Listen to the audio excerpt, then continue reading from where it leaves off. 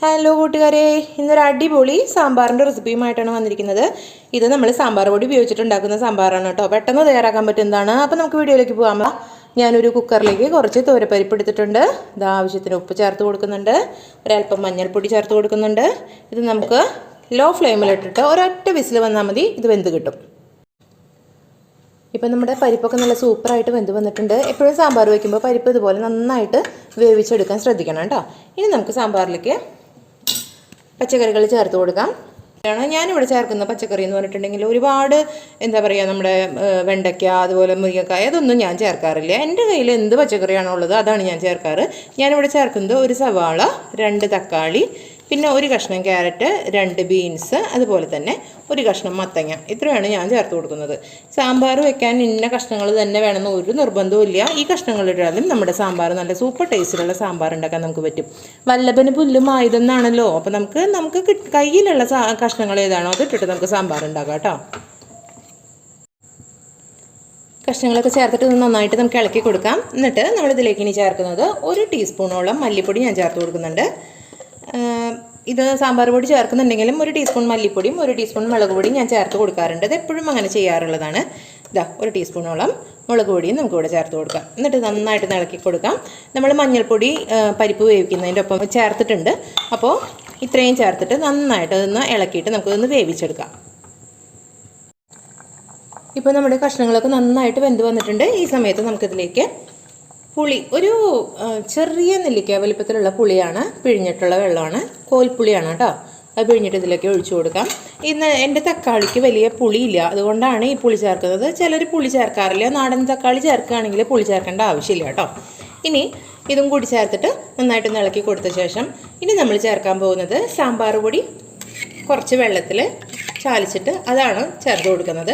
സാമ്പാർ പൊടി തിരഞ്ഞെടുക്കുമ്പോൾ എപ്പോഴും നല്ല സാമ്പാർ പൊടി തിരഞ്ഞെടുക്കാൻ ശ്രമിക്കണം. ഞാനിപ്പോൾ ബ്രാഹ്മിൺസിൻ്റെ സാമ്പാർ പൊടിയാണ്, ഒരു 3 ടേബിൾ സ്പൂൺ സാമ്പാർ പൊടിയാണ് ചേർത്തിരിക്കുന്നത്. അതുകൂടി ഇതിലേക്ക് ചേർത്തിട്ട് നന്നായിട്ട് ഇതൊന്ന് ഇളക്കി യോജിപ്പിച്ച് കൊടുക്കാം. നന്നായിട്ടൊന്ന് തിളച്ച് വരട്ടെ. ഇപ്പോൾ നമ്മുടെ സാമ്പാർ പൊടിയും പുളിവെള്ളവും എല്ലാം ചേർന്ന് കഷ്ണങ്ങളിലൊക്കെ നന്നായി പിടിച്ചിട്ടുണ്ട്, നന്നായിട്ട് തിളച്ച് വന്നിട്ടുണ്ട്. ഈ സമയത്ത് നമുക്കിതിലേക്ക് ഉപ്പും പുളിയൊക്കെ കറക്റ്റ് ആണോ എന്ന് നോക്കാം. കാരണം നമ്മൾ പുളിയൊക്കെ ചേർത്തപ്പോൾ ചിലപ്പോൾ ഉപ്പിൻ്റെ കുറച്ച് കുറവുണ്ടാവും. ശരിയാണ്, ഒരല്പം ഉപ്പിൻ്റെ കുറവുണ്ട്. അപ്പോൾ ഒരല്പം കൂടി ഉപ്പ് ഞാൻ ചേർത്ത് കൊടുക്കുന്നുണ്ട്. ഇനി ഞാനിതിലേക്ക് ചേർത്ത് കൊടുക്കുന്നത് ഒരു ചെറിയ കഷ്ണം ശർക്കരയാണ്. ചെറിയ കഷ്ണം ശർക്കരയാണ്. അത് ഇതിലേക്ക് ചേർത്തിട്ട് നന്നായിട്ടൊന്ന് ഇളക്കി യോജിപ്പിച്ച് കൊടുക്കാം. ഈ ശർക്കര ചേർക്കുന്നത് ഇതിനൊരു പ്രത്യേക ടേസ്റ്റ് കിട്ടും കേട്ടോ സാമ്പാറിന്. അപ്പോൾ ഇതും കൂടി ചേർത്തിട്ട് നമുക്ക് മല്ലിയില ഒരല്പം ചേർത്ത് കൊടുക്കാം. ഈ മല്ലിയില സാമ്പാറിനൊരു പ്രത്യേക ഫ്ലേവർ നൽകും.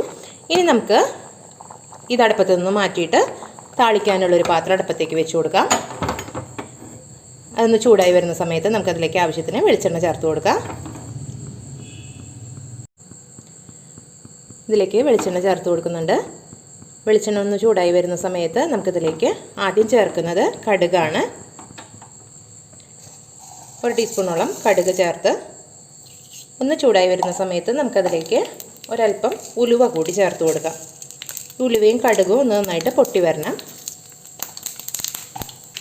ഇനി ഈ സമയത്ത് നമ്മളിതിലേക്ക് ചേർക്കുന്നത് 2 മുഴുവൻ മുളകാണ്, ഉണക്കമുളക്, ചുവന്ന മുളകുണ്ടല്ലോ, വറ്റൽമുളക് എന്ന് പറയുന്നത്, അതാണ് നമ്മളിതിലേക്ക് ചേർത്ത് കൊടുക്കാൻ പോകുന്നത്. അതുകൂടി ഇതിലേക്ക് ചേർത്ത് കൊടുക്കുന്നുണ്ട്. അത് ചൂടായി വരുന്ന സമയത്ത് ഒരു 4-5 അല്ലി വെളുത്തുള്ളിയും അതോടൊപ്പം തന്നെ കുറച്ച് കറിവേപ്പിലയും ചേർത്തിട്ട് അതും കൂടി ഒന്ന് നന്നായിട്ട് ഇളക്കി കൊടുക്കാം.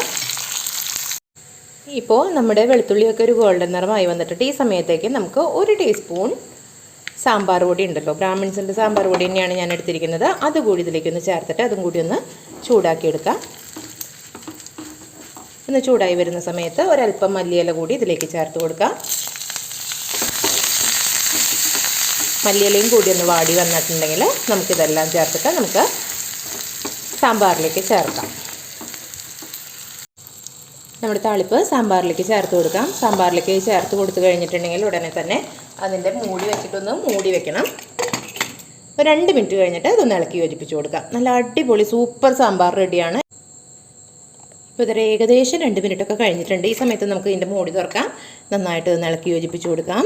ഇതിൻ്റെ രുചി ഒന്ന് നോക്കാം. സൂപ്പർ സാമ്പാറാണ്. കാണുമ്പോൾ തന്നെ തോന്നുന്നില്ലേ, നല്ല അടിപൊളി നല്ല സാമ്പാറാണ്. ഇഡ്ഡലിക്കൊക്കെ സൂപ്പറാണ് കേട്ടോ. ഞാൻ എപ്പോഴും ഇഡ്ഡലിക്ക് ഇങ്ങനത്തെ സാമ്പാർ തന്നെയാണ് ഉണ്ടാക്കാറുള്ളത്. വളരെ എളുപ്പമാണ്. സൂപ്പർ. എല്ലാവരും ട്രൈ ചെയ്ത് നോക്കണം. മസ്റ്റ് ട്രൈ ആണ് കേട്ടോ.